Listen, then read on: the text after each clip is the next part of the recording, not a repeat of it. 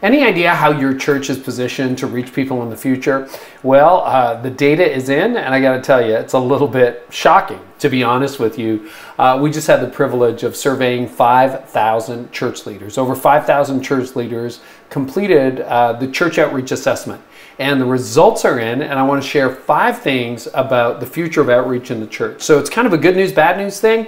We want to focus on the good news, but to get to the good news, you got to go to the bad news. So I want to start with a stat that really kind of blew me away, honestly shocked me. We asked people about their commitment, church leaders about their commitment to evangelism and discipleship. So the good news is the vast majority of church leaders said, yeah, it's really important, but 22% of church leaders disagree with the statement that evangelism is highly important, and 16% of church leaders actually disagree with the statement that discipleship is highly important to their church. It's like, well, wait a minute.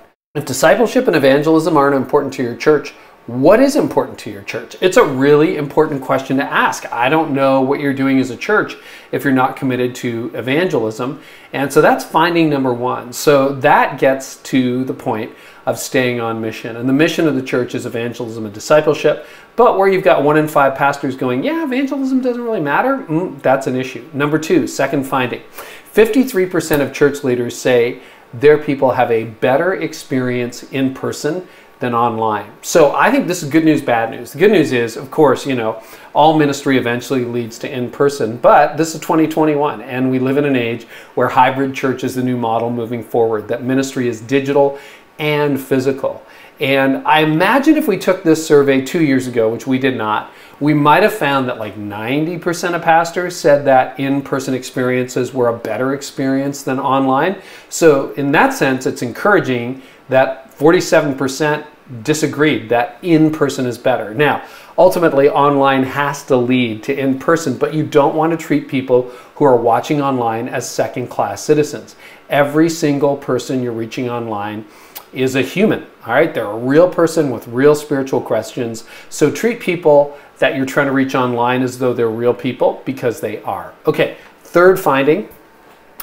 This one blew me away. This one is shocking. 70% of church leaders do not, in their view, have an effective process for assimilating first-time guests. So even if you get a first-time guest in person or online, 70% of pastors say, yeah, we don't really have a good process for connecting with them. So that breaks down this way. 36% said they don't have a process at all, but an additional 34% said, yeah, we have a process, but it doesn't really work. It's not very effective. So that adds up to 70% of pastors are like, we don't know what to do with the people who show up online or in person. Okay, number 4. Do you know that 27% of senior pastors have 0 social media present? So again, it's 2021.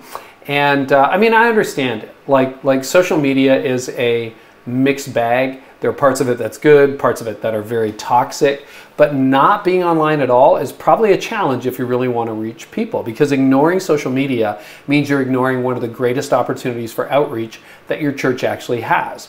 And we also live in an age where people tend to follow leaders more than organizations. So people will follow Christine Caine perhaps more than her awesome A21 organization, or people follow Elon Musk even more than Tesla.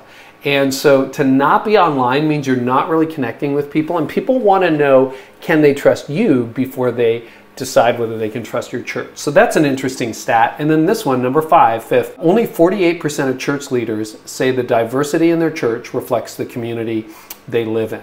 For Gen Z, diversity is a non-negotiable. I think you could argue for the gospel, diversity is a non-negotiable. And people walk into your church and they're asking themselves the question, do I see myself? Is there anyone in here like me? So if your church is all old and you have a 25-year-old walk in, they're like, I don't really fit here. If you're a person of color and you walk in and everyone's Caucasian, you're like, there's no one like me here.